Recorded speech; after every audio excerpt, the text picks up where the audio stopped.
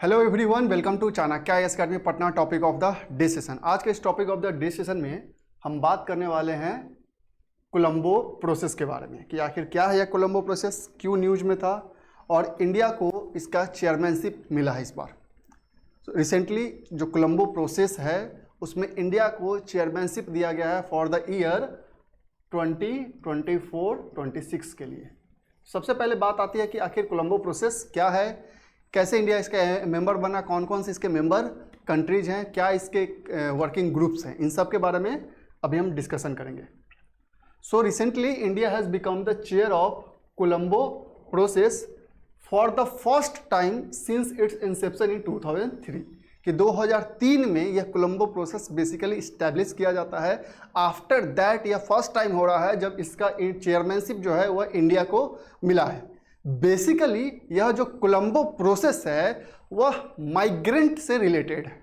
Migrant के safety, उनका orderly development, उनकी प्रोटेक्शन, उनका जो बेसिकली जो बेसिक चीज़ें हो सकती है उन सब की सेफ्टी से रिलेटेड यह कोलंबो प्रोसेस एक कंसल्टिव प्रोसेस है। अब देखते हैं हम डिटेल में कि क्या है यह Colombo process.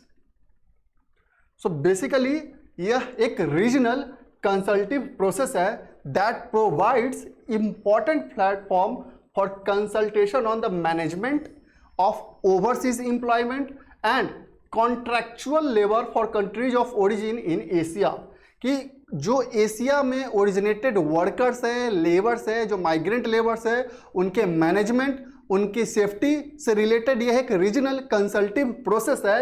It serves as a forum for the exchange of best practices on overseas employment. तो बेसिकली क्या है कि कैसा प्लेटफॉर्म प्रोवाइड करता है जहां पे कह सकते हैं कि लेबर से रिलेटेड, माइग्रेंट लेबर से रिलेटेड स्पेशली जो भी बेस्ट प्रैक्टिसेस हैं all over the world, specially in the zone of Asia, उसे शेयर किया जा सके ताकि उनकी सेफ्टी, उनके प्रोटेक्शन, उनके ऑर्डरली डेवलपमेंट पे ध्यान दिया जा सके।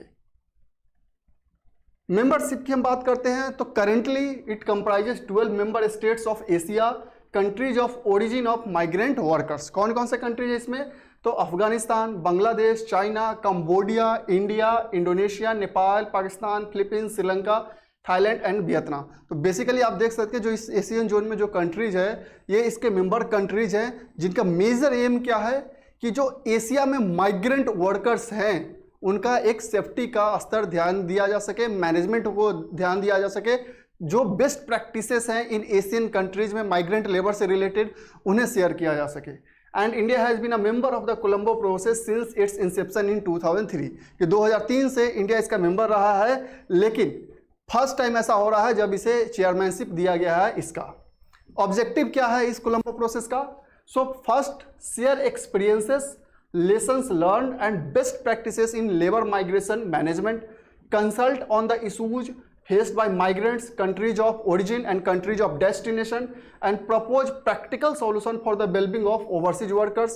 optimize development benefits from organized overseas employment, and enhance dialogue with countries of destination, review and monitor the implementation of recommendation and identify further step of action। तो basically ये जो सारे पॉइंट्स है कहीं ना कहीं माइग्रेंट वर्कर्स के safety, उनके मैनेजमेंट, बेस्ट प्रैक्टिसेस को शेयर करने से रिलेटेड तथा उन जो भी कंट्री ऑफ ओरिजिन और कंट्रीज ऑफ डेस्टिनेशन है वहाँ पे माइग्रेंट लेबर से रिलेटेड जो भी प्रॉब्लम्स है उसके प्रैक्टिकल सॉल्यूशन निकालने से संबंधित है। And this Colombo process is non-binding and decision making is by consensus. The process is coordinated through the permanent missions of member states at the United Nations in Geneva, and the process is governed by ministerial consultation wherein recommendation and action plans are discussed and adopted by the minister of participating countries. The International Organization for Migration (IOM) has provided technical support to Colombo process since its inception and serve as its secretariat। तो basically इसका जो secretariat है वो international organisation of for जो migration है वहीं पे यह इसका सेक्रेटेरिएट है। और बेसिकली क्या है, चूंकि ये प्रोसेस नॉन बाइंडिंग है तो जो भी इसमें कंसल्टेशन होता है, जो भी डिसीजन होता है वह बाय कंसेंसस होता है, सबकी सहमति से होता है, सारे मेंबर स्टेट्स के सहमति से होता है। अब बात करते हैं इसके थीमेटिक एरिया वर्किंग ग्रुप्स की। इसके जो बेसिक थीमेटिक एरिया ग्रुपिंग है वो 5 है, जो अलग अलग माइग्रेंट लेबर से रिलेटेड अलग अलग जो एरिया हो सकते हैं उससे वो डील करते हैं, और अलग अलग कंट्रीज इसे लीड भी करते हैं। कौन कौन से ये मेंबर कंट्रीज हैं और क्या क्या ये थीमेटिक ग्रुप है? तो पहला है skill and qualification recognition which is chaired by Sri Lanka, fostering ethical recruitment chaired by Bangladesh, pre departure orientation and empowerment chaired by Philippines, remittances chaired by Pakistan, labour market analysis chaired by Thailand. तो ये basically इसके 5 thematic area working groups है जो अलग अलग countries के द्वारा इसे चेयर किया जाता है, लीड किया जाता है। लेकिन ओवरऑल जो इस बार कोलंबो प्रोसेस है उसका चेयरमैनशिप फर्स्ट टाइम इंडिया को 2024-2026 के लिए दिया गया है, और इससे बहुत सारे ऐसे बेसिकली कह सकते हैं कि संभावनाएं व्यक्त की जा रही है कि जो माइग्रेंट लेबर से रिलेटेड जो एशियन जोन में इशू है, इंडिया उसे इस बार इन मेंबर स्टेट्स के सामने रखेगा और इसके जो प्रैक्टिकल सॉल्यूशन हो सकते हैं वो उसे लाने की कोशिश की जाएगी।